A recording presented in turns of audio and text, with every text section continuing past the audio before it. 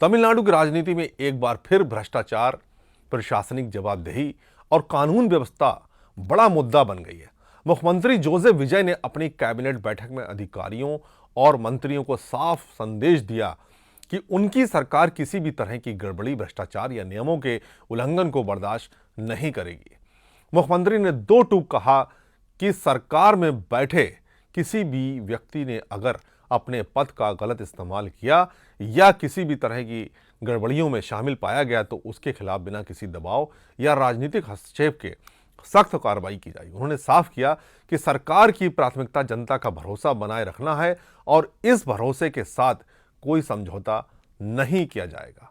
मुख्यमंत्री विजय का ये बयान ऐसे समय में आया है जब उनकी सरकार लगातार खुद को एक साफ सुथरी और जवाबदेह सरकार के रूप में पेश कर रही है। सत्ता संभालने के बाद से उन्होंने कई मौक़ों पर यह दोहराया है कि जनता ने उन्हें बदलाव के लिए चुना है और उनकी सरकार का हर फैसला पारदर्शिता और ईमानदारी के आधार पर होगा। इसी सोच को आगे बढ़ाते हुए कैबिनेट बैठक में उन्होंने सभी मंत्रियों और वरिष्ठ अधिकारियों से कहा कि किसी भी विभाग में अगर भ्रष्टाचार, रिश्वतखोरी, सरकारी पैसे का गलत इस्तेमाल या नियमों की अनदेखी की शिकायत मिलती है तो उसे हल्के में नहीं लिया जाएगा। उन्होंने ये भी कहा कि किसी भी अधिकारी या जनप्रतिनिधि की राजनीतिक पहचान या पद उसे कार्रवाई से नहीं बचा पाएगा।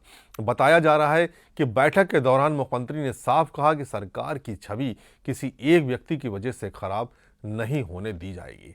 अगर किसी विभाग में गड़बड़ियां सामने आती हैं तो उसकी पूरी जांच होगी और दोषी पाए जाने वालों के खिलाफ कानूनी कार्रवाई की जाएगी। उन्होंने सभी विभागों को निर्देश दिया कि कामकाज में पूरी पारदर्शिता रखी जाए और जनता से जुड़े मामलों में किसी तरह की लापरवाही ना बरती जाए। मुख्यमंत्री विजय का ये संदेश केवल अधिकारियों तक सीमित नहीं था, इसे पूरी सरकार के लिए एक चेतावनी माना जा रहा है। राजनीतिक विश्लेषकों का मानना है कि ये बयान प्रशासनिक व्यवस्था को मजबूत करने और जनता के बीच ये संदेश देने की कोशिश है कि सरकार भ्रष्टाचार के खिलाफ गंभीर है। पिछले कुछ महीनों में विजय सरकार ने कई ऐसे फैसले लिए हैं जिनमें जवाबदेही और पारदर्शिता पर जोर दिया गया। इसलिए कैबिनेट बैठक में दिया गया ये मैसेज उसी नीति का विस्तार माना जा रहा है। हालांकि मुख्यमंत्री के इस बयान के तुरंत बाद विपक्षी दल डीएमके ने सरकार पर तीखा हमला बोला। डीएमके नेताओं का कहना है कि मुख्यमंत्री का यह बयान केवल लोगों का ध्यान असली मुद्दों से हटाने की कोशिश है। पार्टी का आरोप है कि राज्य में महिलाओं के खिलाफ अपराध लगातार बढ़ रहे हैं, लेकिन सरकार उन मामलों पर उतनी गंभीर नहीं दिख रही जितनी बयानबाजी में दिखाई देती है। डीएमके का कहना है कि तमिलनाडु में महिलाओं की सुरक्षा एक बड़ा मुद्दा बन चुका है। विपक्ष का आरोप है कि कई मामलों में पीड़ितों को समय पर न्याय नहीं मिल रहा है और कानून व्यवस्था पर सवाल उठ रहे हैं। उनका कहना है कि सरकार को पहले महिलाओं की सुरक्षा सुनिश्चित करनी चाहिए और अपराधियों के खिलाफ तेजी से कार्रवाई करनी चाहिए। महिलाओं की सुरक्षा के अलावा डीएमके ने किसानों के मुद्दों को जोर शोर से उठाया। विपक्ष का कहना है कि राज्य के कई हिस्सों में किसान खेती की लागत, पानी की कमी, फसल की कीमत और कर्ज जैसी समस्याओं से जूझ रहे हैं। उनका आरोप है कि सरकार इन समस्याओं के समाधान के बजाय राजनीतिक संदेश देने में ज़्यादा व्यस्त है। डीएमके नेताओं का कहना है कि किसानों की आय बढ़ाने, सिंचाई व्यवस्था मजबूत करने और फसलों का उचित दाम दिलाने के लिए ठोस कदम उठाने की ज़रूरत है। डीएमके ने मुख्यमंत्री के बयान को डाइवर्जनरी टैक्टिक यानी जनता का ध्यान असली मुद्दों से हटाने की रणनीति बताया। पार्टी का कहना है कि अगर सरकार वास्तव में भ्रष्टाचार के खिलाफ गंभीर है तो उसे केवल चेतावनी देने के बजाय कार्रवाई के ठोस उदाहरण भी पेश करने चाहिए।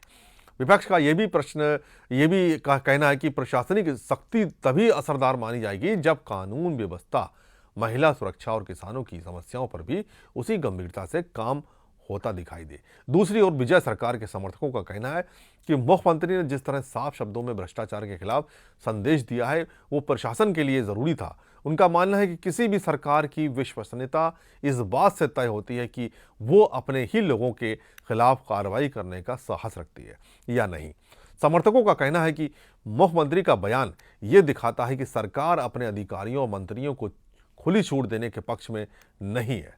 राजनीतिक जो एक्सपर्ट हैं उनका यही मानना है कि मुख्यमंत्री विजय और डीएमके के बीच ये टकराव आने वाले दिनों में और तेज हो सकता है। एक तरफ सरकार खुद को ईमानदार और जवाबदेह प्रशासन के रूप में पेश कर रही है, वहीं विपक्ष सरकार के कामकाज को कानून व्यवस्था, महिला सुरक्षा और किसानों के मुद्दों पर घेरने की कोशिश कर रहा है। ऐसे में दोनों पक्ष अपने अपने दावों के साथ जनता के बीच जा रहे हैं। ये भी समझना जरूरी है कि किसी भी सरकार के लिए भ्रष्टाचार पर सख्त रुख अपनाना महत्वपूर्ण है, लेकिन साथ ही जनता से जुड़े दूसरे मुद्दों पर भी लगातार काम करना उतना ही जरूरी होता है।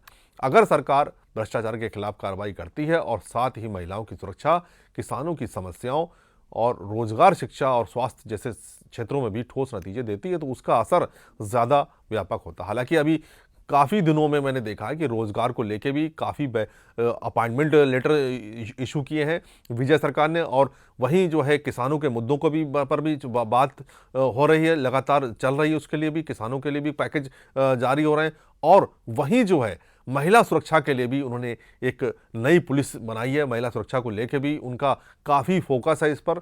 और वहीं जो है इन्हीं काम का इतनी जल्दी इतने फैसले ले लेना, इसकी वजह से विजय सरकार और ख़ास तौर से विजय इतना पॉपुलर हो गए हैं कि देश भर में उनके कामों की चर्चा होने लगी है।